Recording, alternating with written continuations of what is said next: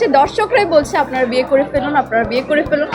সিনেমার নাম নীলচক্র, তবে সেই চক্র যেন ঘুরছে বাস্তবেও, আর তার কেন্দ্রে দুই নাম, আরিফিন শুভ ও মন্দিরা চক্রবর্তী। পর্দায় মধুর প্রেম, প্রচারণায় দুষ্টমি আর অফ স্ক্রিনে জমজমাট উপস্থিতি, সব মিলিয়ে দর্শকদের চোখে তারা হয়ে উঠেছেন পারফেক্ট কাপল। কিন্তু প্রশ্ন হচ্ছে, এ কি কেবল ক্যামেরার পেছনে লেখা স্ক্রিপ্ট, নাকি বাস্তবেও শুরু হয়েছিল এক নতুন গল্প? সোশ্যাল মিডিয়ায় হাজারো post, Instagram fan page, YouTube ভিডিওতে কমেন্ট, তাদের একটা রিয়েল রিলেশনশিপ হোক এমন চাওয়াই যেন কল্পনাকেও ছাপিয়ে গেছে।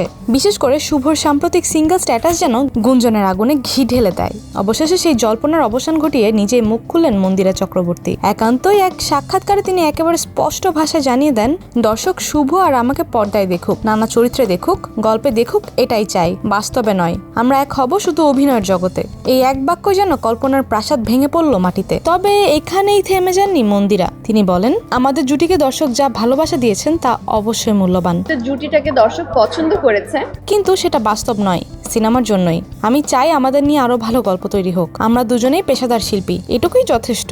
আর যখন প্রশ্ন উঠল ব্যক্তিগত জীবনে বা বিয়ে করার পরিকল্পনা নিয়ে, তখন মন্দিরার উত্তর ছিল, এই মুহূর্তে এসব নিয়ে একদমই ভাবছি না। ব্যক্তিগত জীবন নিয়ে বলার মতো কিছুই নেই। নীলচক্রের পর অনেকে হয়তো ভাবতে শুরু করেছিলেন পর্দার প্রেম এবার বাস্তবে ধরা দিবে, কিন্তু মন্দিরার বক্তব্য একেবারে আলাদা বার্তা দেয়। বাস্তব জীবনের সিদ্ধান্ত আর কল্পনার রোম্যান্স, এই দুই এক কথা নয়, সে কথা যেন মনে করিয়ে দিলেন তিনিও। তবুও ভক্তদের চোখ থাকবে নতুন গল্পে, নতুন রসায়নে, পর্দায়। আবার তার একসঙ্গে ফিরবেন নাকি, সেই অপেক্ষা।